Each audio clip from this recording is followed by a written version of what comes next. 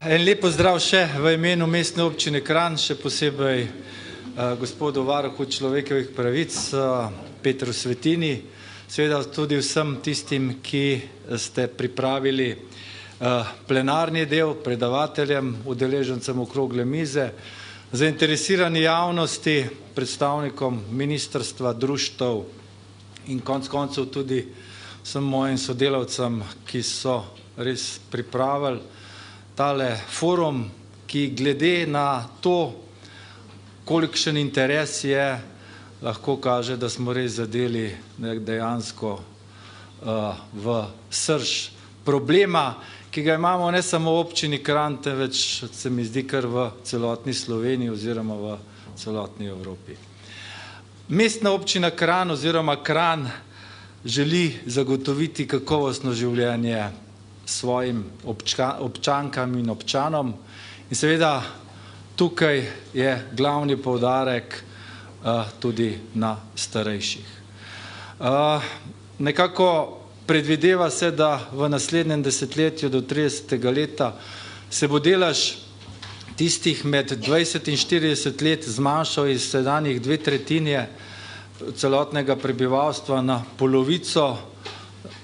Velik izziv nam pa predstavlja dejstvo, da po vseh študijah bo starejših od 64 let v celotnem številko prebivalstva zraslo iz 20% na 30%. To se pravi, za polovico.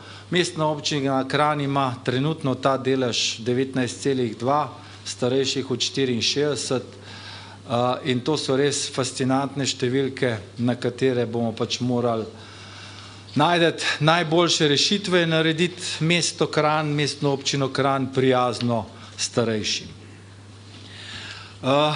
Torej, smo pred zahtevnimi spremembami, na katere po eni strani lahko vpliva država, ampak da ne bomo samo rekli, da mora država poskrbeti z primernim pokojninskim sistemom, zdravstvenim sistemom, za oskrbo.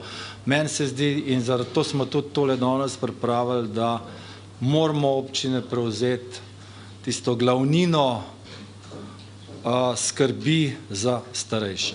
In že v mojem volilnem programu, če se spomnite, je bilo narejeno, da želimo zagotoviti vsem, tudi starejšim, aktivno, zdravo, športno, kulturno življenje, tako da se bomo dobro počutili. Že samo dobra volja veliko pomeni za to, da se dobro počutimo in da imamo pozitivne misli. Spodbujamo vse storitve za podporo aktivnemu staranju starejših, oskrbi starejših ter tudi gibalno oviranih. Veste, da je ena prvih zadev, ki je bila narejena komisija za ljudi s posebnimi potrebami in z majhnimi koraki, predvsem pa tudi z majhnimi stroški, smo zelo veliko naredili v preteklem letu, tako da sem prav vesel, da so tam predstavniki vseh, da bi tako rekel, področji tistih in res skupaj delamo za čim boljše rešitve za pač ljudi s posebnimi potrebami, da se dobro počutijo v mestni občini Kranj. V mestni občini Kranj bomo oziroma že delamo na tem, da prevzamemo tako institucionalne kot tudi neinstitucionalne oblike skrbi za starejše. Veste, da intenzivno poteka, zdaj bo že skoraj 1 leto, odkar smo sprejeli na svetu mestne občine Kranj, da peljemo aktivnosti za izgradnjo novega doma za starejše. Predvideva se kapaciteta najmanj 180 postelj, kjer bi potem namestili tudi dejansko prostore za dnevno oskrbo, za kratkotrajno oskrbo, skratka, da bi naredili center. Imamo zelo zanimivo zemljo nasproti vojašnice med gimnazijo Franceta Prešerna in vojašnico in jaz sem prepričan, da glede na to, da imam tukaj zelo dobro ekipo, ki res dnevno bedi na tem, da se stvari premikajo, ne gre pa vse tako hitro, da bomo res lahko že v tem mandatu zasadili lopato in da se bo zgodba o novem domu upokojencev začela dogajati v tem Kranju.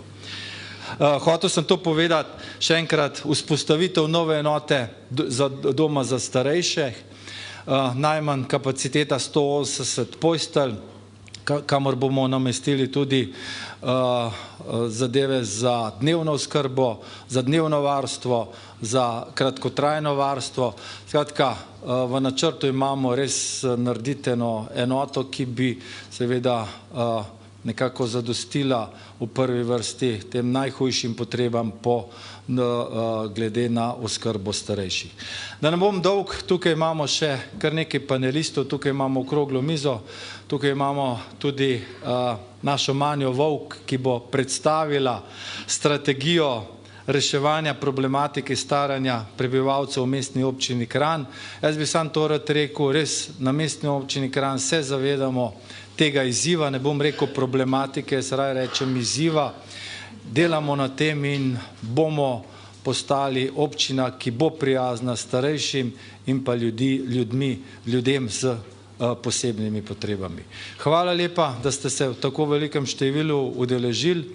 Hvala lepa tudi še enkrat gospodu varuhu človekovih pravic Petru Svetini.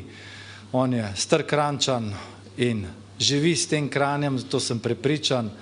Hvala tudi vsem ostalim, tako da kar predajam besedo naprej in pa upam, da bomo dobili čim več novih idej, zato smo tudi odprti, še vedno zbiramo ideje, da končno postavimo to strategijo v takem širšem dialogu in da lahko rečemo, da je ta strategija tako Mestne občine Kranj, kot tudi vseh občanov, ki živijo v Kranju. Hvala lepa.